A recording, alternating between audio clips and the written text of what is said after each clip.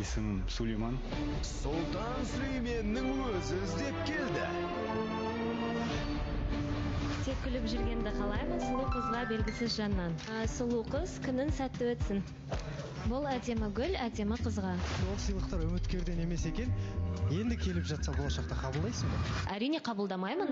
Ол сыйластық деп ойламаймын. Ағеркеге белгісіз жаннан хаты бар. Сен бұл тәттілерден де тәттісің. Қабылдаған дұрыс деп ойлаймын. Толассыз сыйлықтардың иесі кім? Жалғастырудың қажеті жоқ сияқты деп ойлаймын. Ұзаққа бармайтын сияқты деген да просто қойды. Неге олай ойладың, Әбеке? Сәлден кейін қосылайық жобасында.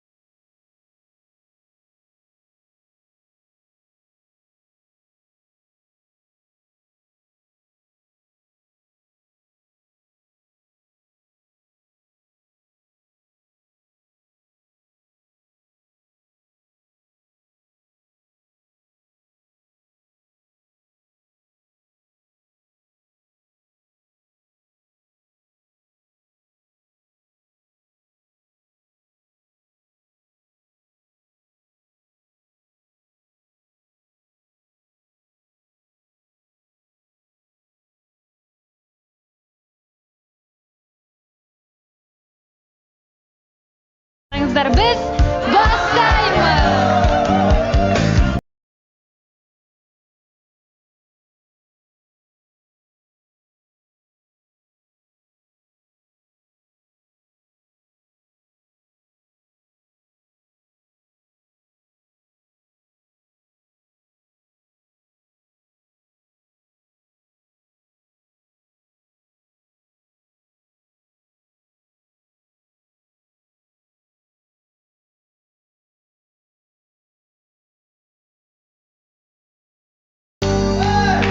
Sultan Band, өздеріңізге көп алғыс. Құрметті көрермен, қайырлы күн тілейміз барлығыңызға. Қатысушылар қалайсыздар? Көңіл Мінекей керемет, құрметті көрермен, өздеріңізге арналған бүгінгі Қосылайық бренді ұсынған керемет сыйлық кімге бұйырады, оны өздеріңіздің әрекеттеріңізге байланысты, себебі дәл осы бір жамылғы жастықты ұтып алу үшін эфир барысында көрсетілген 5 белгіні арнайы посттың астына жазып қалдырасыздар. Алғашқы белгі бізде Аделяның қолында. Қош келдіңіз, Аделя. Айта қойыңыз. Рахмет. Ақын жігіт. Қасымдағы сөзге шешен сері жігіт. Жақсы, өзіңіз қалайсыз? Кеше болмадыңыз ғой? Я, қатты ауырып қалған едім, балауса ханым, бүгін енді тәуір болып қалды ма? Жақсы, я. Сауығып кетіңіз. Төрттігіміз оралып, бір риза болып қалдық, не болып қалды деп едік. Жақсы, біз енді эфирімізді бастайық, және де бастау үшін ортаға Ақеркені шақырамыз, келің.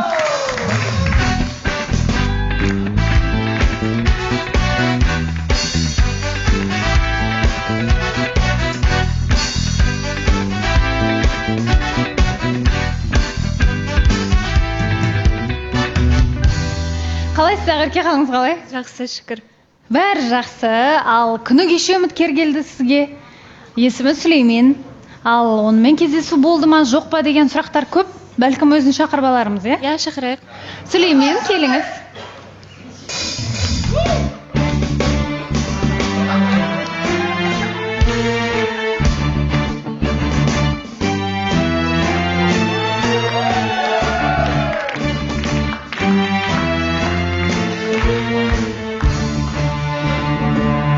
Сүлеймен, қош келдіңіз.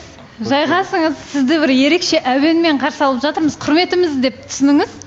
Гүлдеріңіз әдемі екен. Қош келіпсіз. Қалыңыз қалай, жақсы ма бәрі? Шүкір, жақсы бәрі. Ойдағыдай. Ал кеше кездесу болды сіздерде. Иә, болды ма?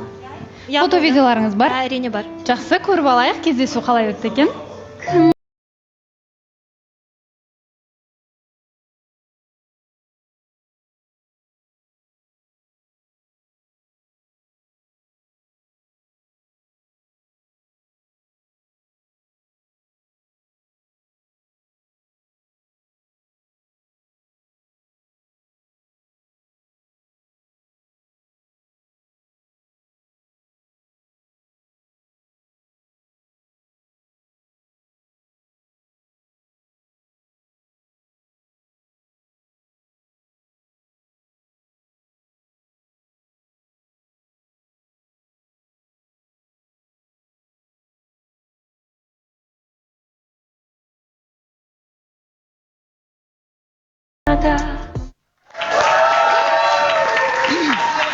Әдемі кездесу, сондай бір жылылық сезіліп тұр. Енді өздеріңізден естейік, қалай болды кездесу, ұнады ма Ақеркеге? Мен айтайын ба? Сіз бастай беріңіз. Біріншіден рахмет гүлдеріңіз үшін. Негізі шынымен де сырт көзге андай суық көрінгенімен, тұйық адам көрінгенімен кеше бардық, бір шай ішіп қайттық, ашылды, әңгімесін айтты, өзі туралы көп мағлұмат білдім. Негізі ең байқағаным ол жаны таза адам екен. Ниеті де таза. Бәрін айтып берді, 2 жұмадай. Ол инстаграмды қарап, бақылапты, оның алдында бағдарламаны қарапты. Негізі ер азамат ретінде ұнады барлығы. Ал сізді тыңдайық, Сүлеймен. Ақерке қандай қыз екен? Ақерке күшті қыз. Менің ойымдағы қыз. Әлі көреміз ары-қарата. Жалпы менің өзіме ұнады. Өзіңізге ұнады. Ал бір көзқарас бәрібірде қалыптаса бастайды ғой. Бір ой түйген шығарсыз, бір қылықтарын байқаған шығарсыз, ерке ме дегендей. Әлде жаңағы өзін тұйық ұстады ма? Өзіңіз айтсаңыз қалай? Жоқ, өзін тұйық ұстаған жоқ. Кәдімгідей. Баяғыдан бір-бірімізді танитын дос сияқты әңгіме айтып отырдық. Көптен танитын адамдар сияқты сөйлестіңіздер, иә? Ал енді сіз кеше алғаш рет эфирге келдіңіз. Достарыңыз, бәлкім ата-аналарыңыз естіген шығар, біреулер айтқан шығар. Сол жағын айтсаңыз, көзқарастары қалай? Үйдегі ата-анамның көзқарасы жақсы, ал бірақ болып жатыр енді. Жан-жақтан қоңыраулар деген сияқты. Ол мәселе емес. Мәселе емес? Ақерке, сіздің үйдегілер не деп жатыр? Ағаңыз не деді? Мен ағамен сөйлеспедім, бірақ әпкемен сөйлескен болатынмын. Енді олар да айтып жатыр, өзің қарайсың ғой, сезесің өзін, бірақ сырт көзге жақсы адам сияқты көрінеді, ақыл тоқтатқан деген сияқты. Былай көзқарастары оң, жақсы дейсіз. Ал енді бір сәйкес келген қызығушылықтар болды ма? Мысалы, мен де осыны жақсы көремін, немесе осы тағамды жақсы көремін, осы фильмді жақсы көремін дегендей. Ондай болған жоқ, бірақ адами тұрғыда болды. Мысалға, мен де мысалға көп адам солай айтады, сырт көзге бір суық адам болып көрінемін, бір ұрысқақ адам сияқты көрінемін деген сияқты. Бірақ негізінде мен әрқашанда күліп жүретін адаммын. Сол сияқты кеше Сүлейман да айтады, мен сырт келбетім осындай болғанымен, мен ашылсам, андай әзілге де жақын адаммын деген сияқты. Сол жағынан енді ұқсастық болды. Және де енді айта кетсем, былай ер азаматтың маған әрқашанда ұнайтын жері ол сабырлы, өзін ұстай алуы. Негізінде енді кеше сәл ұялғанымен, бірақ өз болмысы сондай екен. Өзін сабырлы ұстай алады деген сияқты. Сол қырлары өте ұнады. Сұрақ қоямын деп отырған жандар көп сияқты. Ассалаумағалейкум, баршаларыңызға қайырлы күн. Енді видеодан қарап отырып, кеше негізі бұл кісі кіріп кезде андай бір шынымен бір қатал, суық болып көрінді да, бірақ жаңағы видеода өте андай жылы, қамқор, сондай бір ашса алақанда, жұмса жұдырығында ұстайтындай бір ер азамат деп айта аламын да, өте қатты ұнап отыр. Бірақ енді бұл кісінің келген қадамы енді шынайы екені көрініп отыр ғой. Енді жалпы сіз жаңа қоңыраулар деп жатсыз ғой, ол қоңырауларда не туралы айтып жатыр сізге? Қыз ұнамай жатыр ма, жоқ әлде жобаға қарсы болып жатыр ма ол қоңыраулар? Жобаға қарсы емес, менің ата-анам ешқашан менің әрекетіме қарсы болмаған. Бірақ та біздің әсіресе Маңғыстаудың менталитеті кішкене қаталдау да.